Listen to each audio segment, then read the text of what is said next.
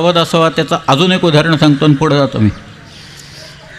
हा जयद्रथ होता ना, जयद्रथ अभिमन्यूला मारणारा जयद्रथ जो आहे, आणि अर्जुनाने प्रतिज्ञा केली की उद्या त्या सूर्यास्ताच्या आधी मी जयद्रथाला मारेन, नाहीतर मी स्वतः मरेन म्हणून.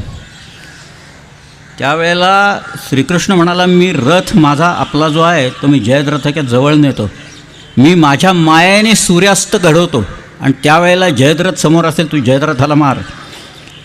पण तो मारत असताना तू एक काळजी घे अर्जुना,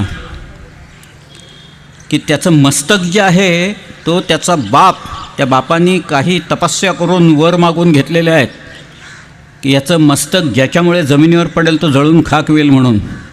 तर तू जयद्रथाचं मस्तक मारल्याच्या नंतर ते मस्तक बाणाने उडवत उडवत त्याचा बाप तिथं तपस्या करत बसलेला आहे त्याच्या मांडीवर पडेल असं कर.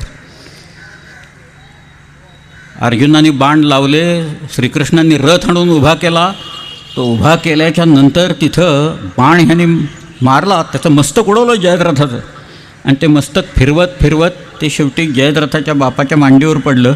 काय पडलं बघितलं, आणि त्याने बाजूला केले पाय, आणि ते मस्तक जमिनीवर लागलं, आणि जयद्रथाचा बाप जळून खाक झाला सगळ्याचे. ह्याला सावधपण, तिसरे ते सावधपण सर्वांविषयी जे काही आहे ते असे.